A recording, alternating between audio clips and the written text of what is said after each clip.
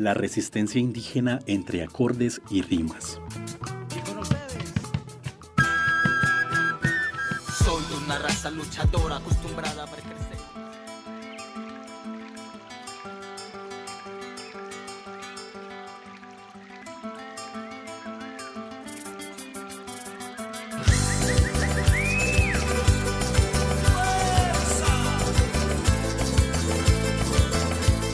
Los ritmos musicales brindan la oportunidad de integrar, generar el diálogo y repensar el territorio en el cual habitamos. Los ritmos musicales se transforman al igual que sus integrantes, pues abre la mente y se genera conciencia con miras a fortalecer la parte cultural en proyectos comunitarios y también en los proyectos personales. Sean bienvenidos al cuarto capítulo de esta serie radial, que se llama La fuerza de origen reflejada en los jóvenes, un tránsito del metal a los ritmos andinos, presentado por Ricardo Antonio Betancourt Bueno.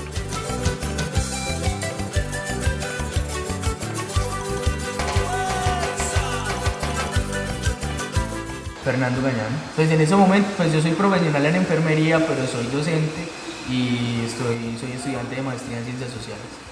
Bueno, eso fue más o menos 10 años, un grupo de muchachos de colegio con algunas ideas de contracorriente y como todo eso de la adolescencia, accedieron y pudieron tener como guitarras, cosas así, amplificadores.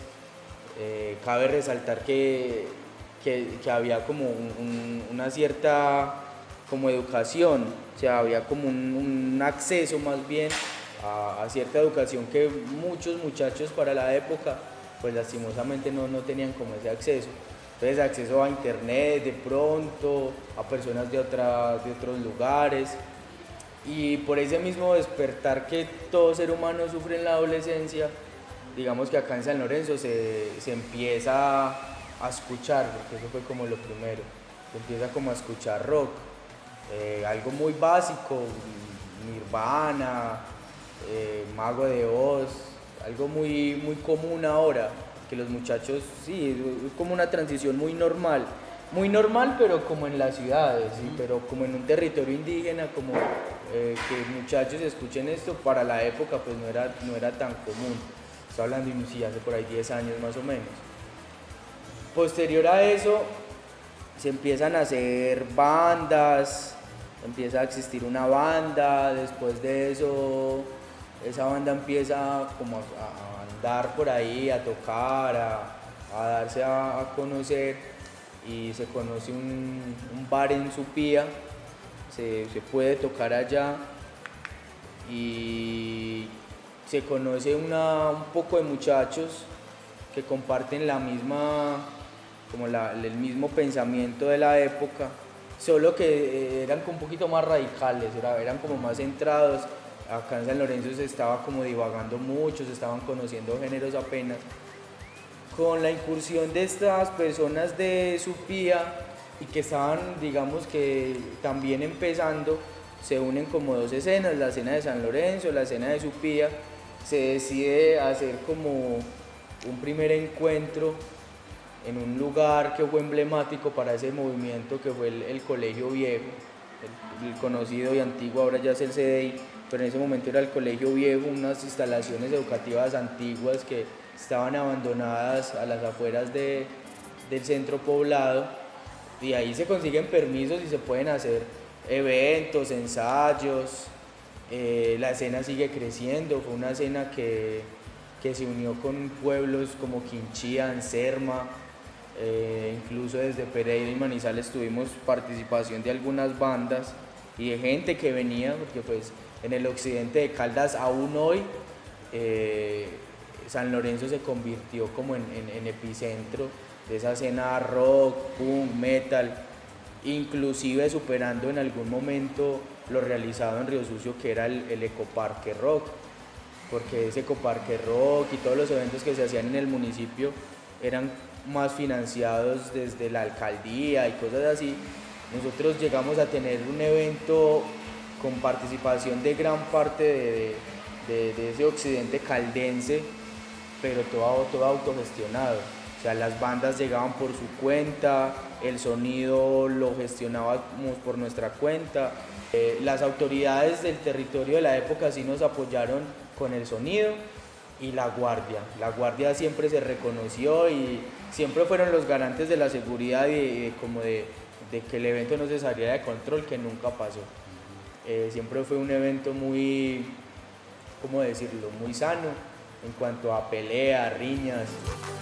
La Guardia Indígena es una organización que brinda estabilidad y busca que la armonía reine en las comunidades. La integran voluntariamente hombres y mujeres de todas las edades. Mejor dicho, es una escuela donde se aprende todo lo relacionado con la resistencia indígena, valores, derechos y deberes. Pero siempre en torno a la música y reconociendo autoridades tradicionales que creo que muy pocos colectivos hubiesen pensado en que un grupo de mechudos y de punqueros reconocieran a la Guardia Indígena como verdadera autoridad de un territorio. Pues esa fue como la primera parte de ese movimiento. Pasaron muchas decepciones y cosas así, ya la escena iba creciendo en edad, entonces antes eran muchachos de 14, 20 años, ya fueron creciendo y se fueron yendo para las universidades, era como otro tipo de pensamientos. Posterior a eso, al territorio llega un personaje del Putumayo con unas ideas muy bonitas, reúne a algunos compañeros de esa antigua escena que se había quedado ya muy quieta, porque sí, ya los muchachos crecieron, de pronto las personas ya empezaron a ver ese movimiento muy grande porque una vez un toque en Blandón, y entonces como el corazón del territorio, y que hasta Blandón llegara una serie de mechudos que nunca nadie había visto, vestidos de negro, tocando música así muy fuerte, muy enredada, muy desconocida, pues fue generando como venga, ¿esto qué es? Como que hay pilas, pero sí, en algún momento las autoridades nos llamaron la atención y decidimos parar por un momento, se hicieron algunos eventos en Río Sucio y la escena como que fue perdiendo su fuerza, por eso, pero digamos que ese espíritu rock y metal y punk pues como que nunca desapareció. Retomando entonces que llega una persona del Putumayo con unas ideas muy bonitas, organizativas también, pero nunca en contra de la organización que ya había dentro del territorio, sino como una forma como de canalizar un poquito las acciones de la gente. En últimas, esas ideas calaron mucho con los muchachos y se empieza a trabajar en algo que es como escuela propia, que es más un pensamiento indígena. Digamos que había y existía la conciencia de que éramos indígenas y que estábamos dentro de un territorio, pero no habían acciones dentro del territorio como que nos llamaran a ser partícipes de ellas. Siempre veíamos como eso de ser cabildantes o del gobernador o la gobernadora como algo para muy viejos, pero para muchachos no había más sino jugar fútbol. No encontrábamos como dónde canalizar también pues tanta energía que hay en esa época de juventud. Se conocen las medicinas, yo creo que eso fue trascendental, conocer medicinas tradicionales, el rapel, el chimú, el ambil, reconocer eso, conocerlo, sentirlo, canalizar el pensamiento desde otras formas, conocer historia, empezar a trabajar en la historia misma del territorio, que aún hoy sigue siendo un poco confusa y pues eso es como que lo que nos tiene atados a seguir estudiando. Reconocer todo eso nos llevó como a estar más centrados en nuestra conciencia como indígenas, como nativos, más que indígenas, como nativos de este territorio.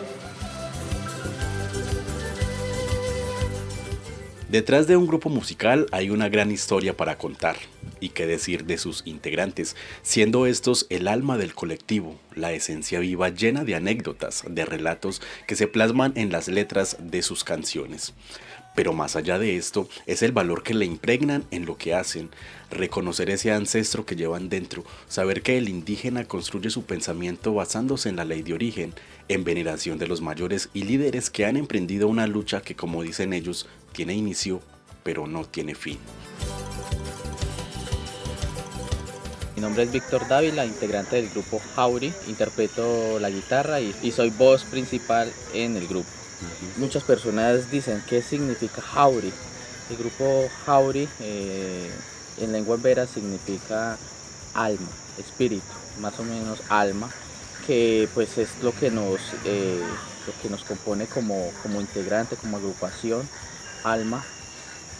Bueno, por lo general hay una base principal, esa base es de 6 personas, 6 integrantes, percusión, los 2 vientos, charango y pues todos ellos pues hacen parte del grupo Jauri. Bueno, el grupo Jauri ha tenido muchas experiencias durante estos 5 o 6 años que ha tenido pues en formación, hemos aprendido de muchos grupos, tales como el grupo Putumayo, también tenemos ahí unos tintes del grupo Calamarca que también nos guiamos por estos grupos y en general ha sacado un CD, unas 7 canciones, entre ellos está Chiraca, está Amaru, está Chihuari, que son temas que identifican al grupo como tan, cierto, como si tal hace covers, pero por lo general la mayoría de las canciones son canciones propias del grupo Jauri.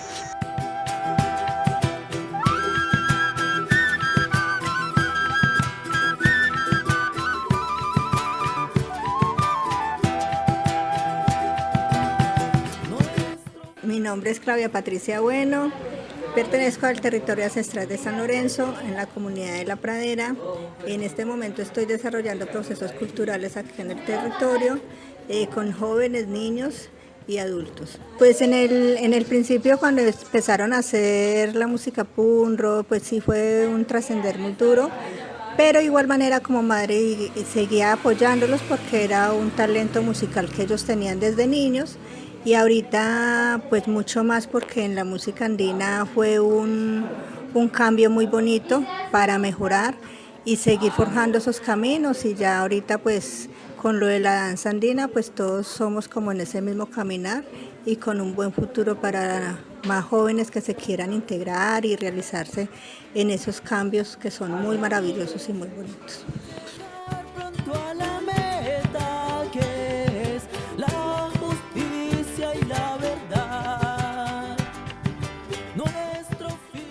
Se conocen algunos ritmos de música andina, se centra más como ya el trabajo artístico en esto, se empiezan a conocer, yo creo que también algo que fue trascendental fue conocer los cabildos universitarios, poder estar en la universidad y conocer un cabildo universitario, cómo funciona, las luchas, el resistir de esa conciencia nativa en una ciudad, eso también caló mucho.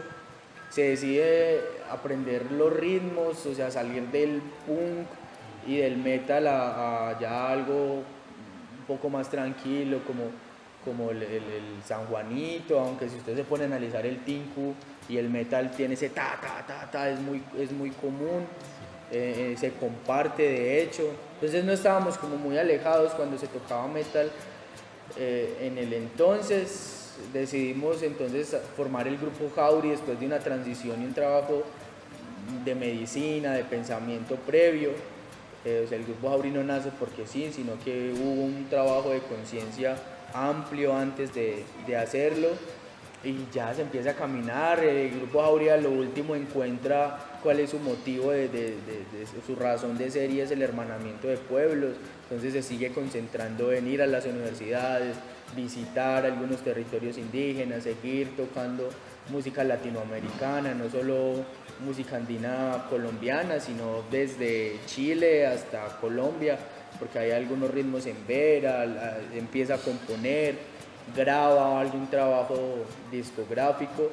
Y si uno compara como el tinku que toca Jauri o el San Juanito que toca Jauri, es un San Juanito muy diferente, es un San Juanito o es un tinku un poco más frenético, con unos cambios de ritmo, no se nota sobre todo en escena como ese recorrido histórico dentro del metal, dentro del punk, se reconoce eso en la forma de tocar todavía porque pues es inherente al grupo. O sea, el grupo primero fue rock en su momento porque gran parte de los muchachos que están en Jauri, si no es todos, participaron en alguna banda de metal antes.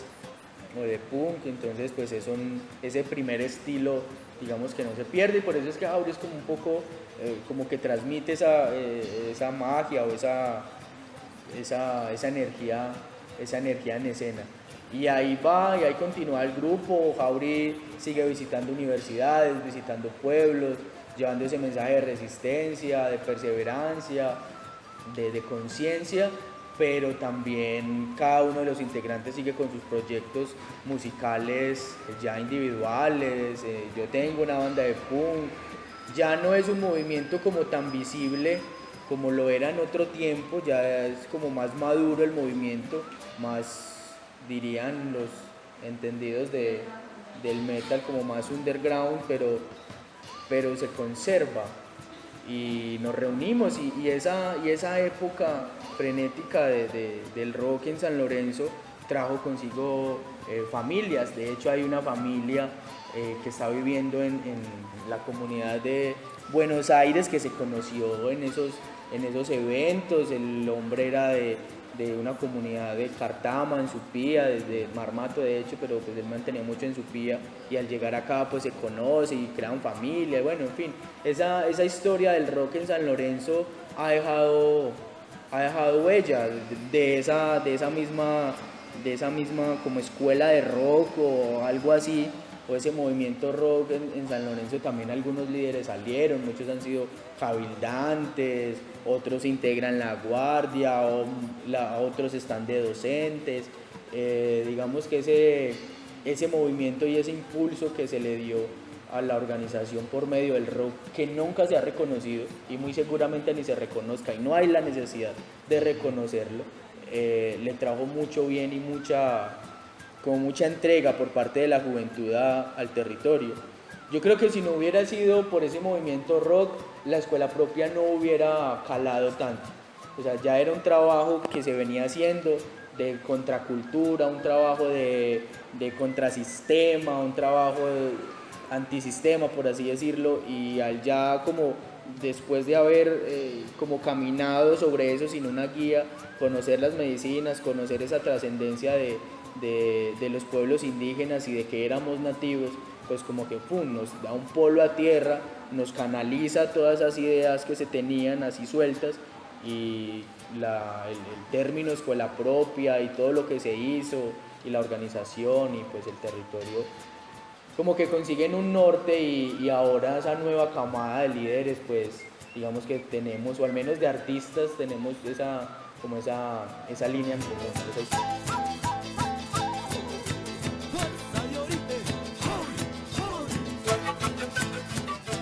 San Lorenzo tiene mucho para mostrar, para contar y cantar. En la voz de sus personajes conocemos de primera mano sus paisajes, sus experiencias y también sus costumbres. De esta manera vamos concluyendo el cuarto capítulo de la serie radial que se llama La resistencia indígena entre acordes y rimas. Me despido con un mensaje que el grupo Hauri le entrega a la comunidad indígena y no indígena.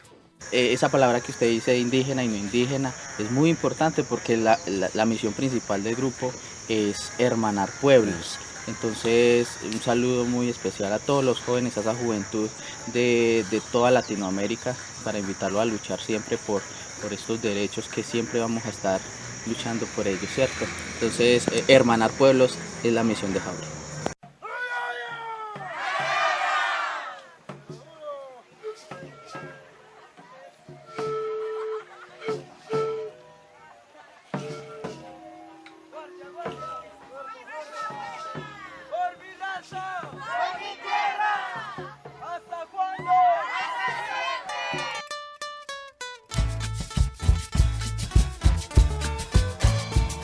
La resistencia indígena entre acordes y rimas.